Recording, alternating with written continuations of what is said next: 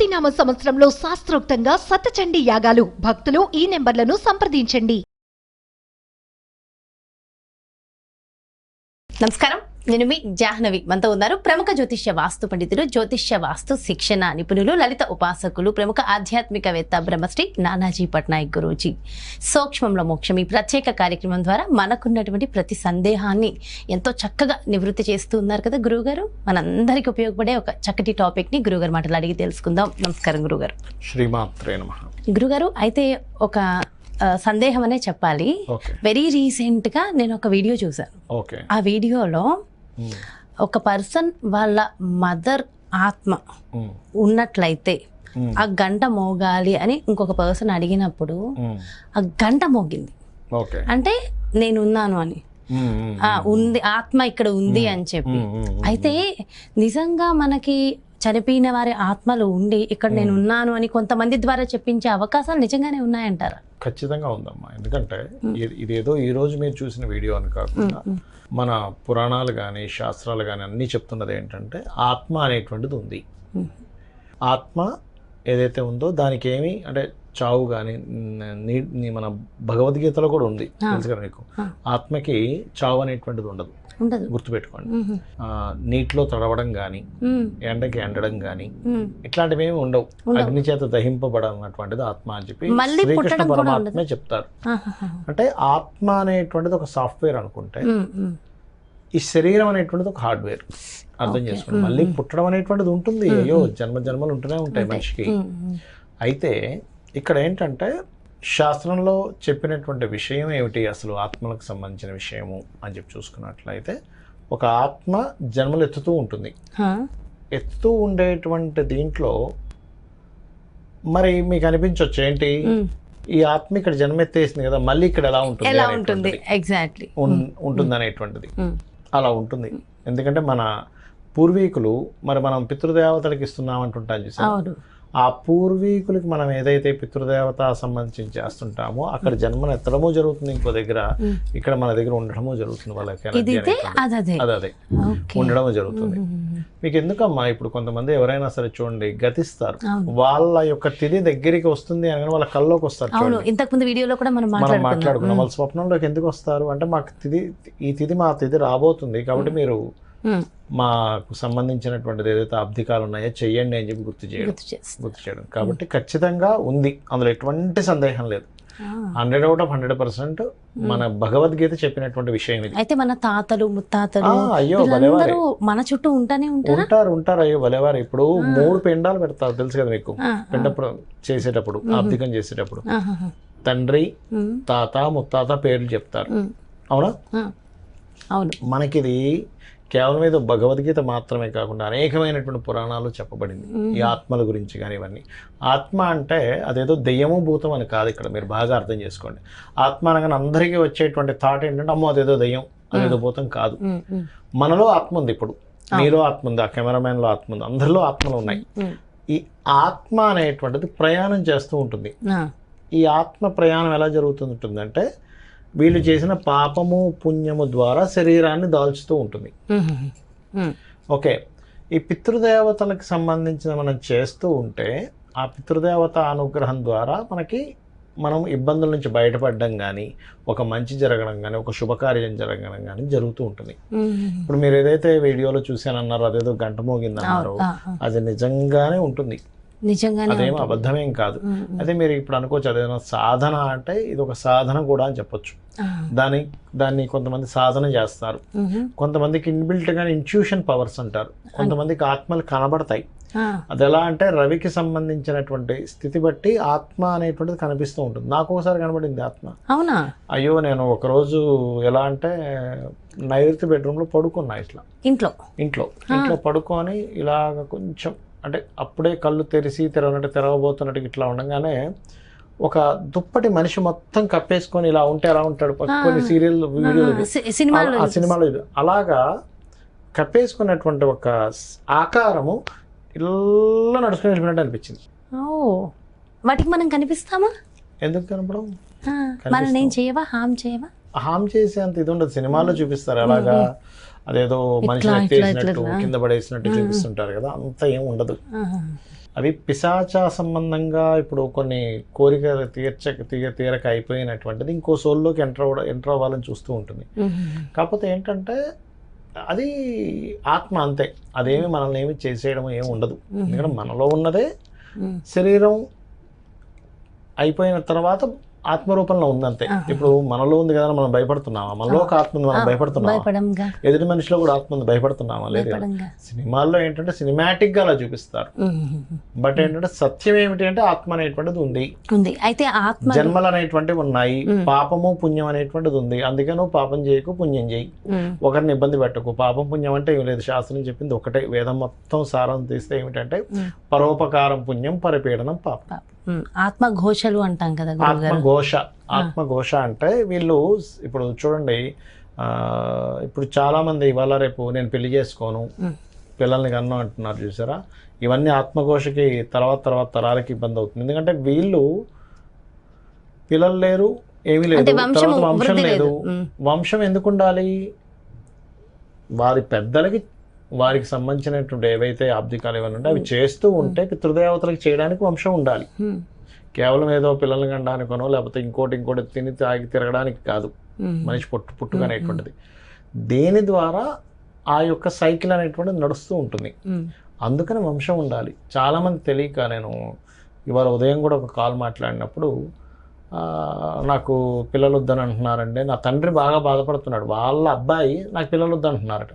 పిల్లల గురించి మాట్లాడితే ఆ పిల్లలు వీళ్ళతో మాట్లాడట్లేదంట. మీరు మాట్లాడితే మీరు పిల్లల గురించి మాట్లాడుతున్నారు, నాకు వద్దనుకుంటున్నాం, ఎందుకు మీరు ఇబ్బంది పెడుతున్నారని. కానీ తండ్రికి తెలుసు వాల్యూ ఏంటనేది, పిల్లలు ఎందుకు ఉండాలి, వాల్యూ ఏంటని తెలుసు. రేపు పొద్దున్న నీకు వాల్యూ తెలిసే టైంకి వయసు అయిపోతుంది, అప్పుడు నువ్వు కావాలన్నా దొరకదు కదా. అది ఏంటంటే మనం చెప్పాలి. ఇప్పుడు ఏమవుతుందంటే ప్రాబ్లం ఏమవుతుందంటే చిన్నప్పటి నుంచి కూడా ఈ భగవద్గీత కానీ పురాణాలకు సంబంధించిందిగా మనం చెప్పట్లేదు. ఎంతసేపు కూడా పిల్లల్ని చదువుకోమనడం తప్పేం కాదు, గుర్తుపెట్టుకోండి. నువ్వు మార్కులు తెచ్చుకోవాలి, ఫస్ట్ ర్యాంక్ రావాలి, ఇవే చెప్తున్నాం. కానీ అరే భగవద్గీతలో ఈ శ్లోకం ఉంది, రామాయణంలో ఇలా రాముడు ఇలా నడుచుకున్నాడు, కృష్ణుడు ఇలా చెప్పాడు, భాగవతంలో ఇలా అమ్మవారు ఇలా ఉంది అని ఎవరు చెప్తున్నారు, ఎవరు వినిపిస్తున్నారు? ఎంతసేపు నేను పూజలు చేసేస్తున్నాను కదా, నేను చేసేస్తాను కాబట్టి నా పిల్లలకు బాగుంటుంది, నా భర్తకు బాగుంటుంది, లేకపోతే నా భార్యకు బాగుంటుంది అని చేసేసుకుంటున్నాడు. కానీ ఈ మీరు చేసేటువంటి పూజా విధానం ఏదైతే ఉందో తర్వాత తరాల వాళ్ళకి ఎంత అందిస్తున్నాము? చాలామందికి తెలియక ఇప్పుడు ఇంట్లో పెద్దవాళ్ళకి అబ్దికాలు జరుగుతూ ఉంటాయి. చేసేటప్పుడు పిల్లల్ని స్కూల్కి పంపించేస్తారు. అసలు పంపించకండి. ఆ రోజు ఇంట్లో ఉంచి, బాబు నేను మా నాన్నగారికో తాతగారికో చేస్తున్నాను, నువ్వు కూడా రేపు పొద్దున ఇవి చెయ్యాలి అని చెప్పాలి. మనం అవి నేర్పించట్లేదు, నేర్పించకుండా వదిలేస్తున్నాం. ఇప్పుడు ఎందుకు చేస్తారమ్మా ఏమి చెప్పకుండా పిల్లలు? కాబట్టి ఆత్మలు అనేటువంటివి ఉన్నాయి. అయితే గురువు గారు, ఇప్పుడు మన గతించిన కొంతమందికి పేరెంట్స్ గతించి ఉంటారు, తాతయ్యలు వీళ్ళు ఉంటారు కదా, అమ్మమ్మలు. అయితే మన జీవితంలో జరిగే మంచి ఉంటుంది, చెడు ఉంటుంది. వాటి వెనక కూడా వాళ్ళు ఉండి అయ్యో ఇలా అయిపోతుందే. ఇప్పుడు మనకి సోగ్గాడే చిన్ని నాయన సినిమాలో నాగార్జున చూపిస్తాడు కదా, తప్పకుండా అమ్మా అలా వాళ్ళు తప్పిస్తూ ఉంటారా? 100% తప్పిస్తారు. ఎందుకు తప్పించారు చెప్పండి? ఇప్పుడు అంటే మనకు మంచి జరిగినా చెడు జరిగినా బ్రతికున్నప్పుడు పిల్లవాడికి ఏదైనా అయితే తల్లి బాధపడుతుంది, తండ్రి బాధపడతాడు, తాత బాధపడతాడు కదా. అలాగే మనం ఆత్మస్వరూపం. కాకపోతే బయట ఒక చొక్కాలో ఒక శరీరం ఉంది. శరీరం లేనంత మాత్రాన ఆత్మకి అవేమి తెలియకపోవడం ఏమి ఉండదు, తెలుస్తుంటుంది. మీకు ఎందుకు, మీకు ఆ 4 సినిమాలో చూపిస్తాడు చూసారా, తర్వాత వచ్చిన తర్వాత అందరిని పిలుస్తూ ఉంటాడు, పలుకుతూ ఉంటాడు. ఇది చాలా స్పష్టంగా గరుడ పురాణంలో ఉంది.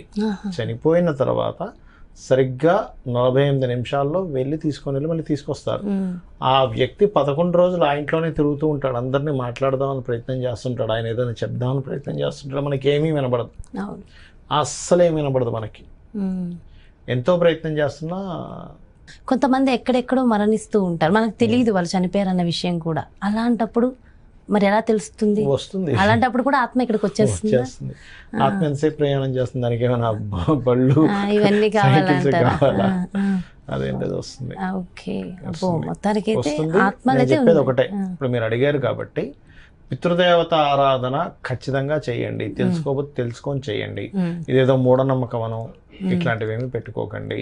ఎందుకంటే ఆత్మలు చూసిన వారు, జన్మలు ఎత్తిన వారు, మళ్ళా పూర్వజన్మ ఏమంటారు పూజంలో ఫలానా జరిగిందని జ్ఞాపకం చేసుకొని ఆ ఊర్లోకి వెళ్ళి తెలిసిన వాళ్ళు చాలా మంది ఉన్నారు. అలాగా మీరు నెట్లో కొడితే చాలా ఇన్సిడెంట్స్ ఉంటాయి అట్లా.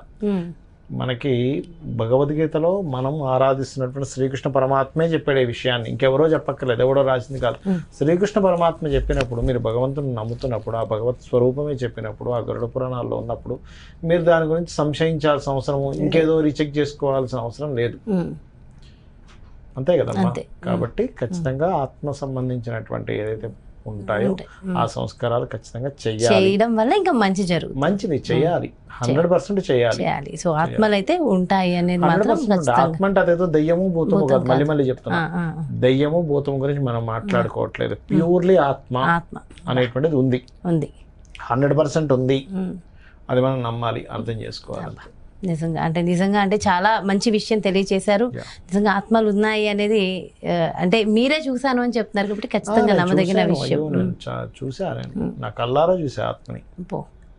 కాకపోతే నాకు తెలుసు ఫీలింగ్ ఎలా అనిపించింది? చిన్నప్పటి నుంచి అసలు భయం లేదమ్మా, భయము లేదు, యాంగ్జైటీ లేదు, ఏమీ లేదు. చిన్నప్పటి నుంచి భగవద్గీత వినడం వల్ల ఏమో తెలియదు కానీ చిన్నప్పుడు నాకు దాదాపుగా 3-4 సంవత్సరాలు నాకు ఊహ వచ్చినప్పటి నుంచి వింటూనే ఉన్నా, రెగ్యులర్గా వింటుంటా. వినడం వల్ల ఏమో చావు అనేటువంటిది కానీ లేకపోతే ఈ ఆత్మ అనేటువంటి విషయాలు కానీ ఇవన్నీ చాలా నార్మల్గానే తీసుకోవాలి అనేటువంటి స్పృహ భగవద్గీత ద్వారా అందరికీ వస్తుంది, నాకు వచ్చింది అది. అందుకని నేనేమి పెద్దగా అనిపించలేదు, నాకేం అనిపించలేదు, నిజంగా అనిపించలేదు, ఏదో భయపడిపోవడం అనిపించలేదు, యాంగ్జైటీ అయిపోలేదు. కూల్గా తర్వాత రోజు చెప్పాను, నేను నిన్న పడుకున్నాను కదా ఇలా వెళ్ళినట్టు ఒకటి అయిందని మా ఇంట్లో వాళ్ళు చెప్పి, అమ్మ అవునా అన్నారు వాళ్ళు. అదే కదా మీరు కాబట్టి కూల్గా చెప్పారు. మేమైతే అప్పుడు అమ్మో ఏదో కనిపించేది. నా దృష్టిలో ఏంటంటే మనలో మీలో అందరిలో ఉంది, కాకపోతే అది బయటకు వచ్చి తిరుగుతుంది అంతే. అది అన్ని చోట్ల ఉంటుంది, ఇక్కడ ఉంటుంది ఇక్కడ ఉండదని ఏం లేదు. అయితే చాలా మంది అంటూ ఉంటారు కదా, తల ఎరబోసుకుని వెళ్తూ ఉంటే ఆత్మలు పట్టేస్తాయి కాబట్టి జాగ్రత్త, అర్ధరాత్రులు ఇలా వదులుకుని వెళ్ళొద్దు అంటారు. అది కూడా నిజమేనంటారా? అర్ధరాత్రులు అంటే స్త్రీ ఎప్పుడు కూడా రాత్రి సమయంలో అంటే సాయంత్రం తర్వాత విరగబోసుకొని ఉండకూడదు. ఎందుకంటే పిశాచము అంటారు, పిశాచాలు అయిపోతారు. ఎవరైపోతారు? ఈ ఆత్మకి సరైనటువంటి సంస్కారాలు అంటే 11 రోజులు ఏదైతే ఆబ్దికం జరగలేదో అప్పుడు ఈ భటులు ఏం చేస్తారంటే వదిలేళ్ళిపోతారు. ఆత్మ వదిలేళ్ళిపోతారు, పిశాచంగా తిరుగుతూ ఉంటుంది.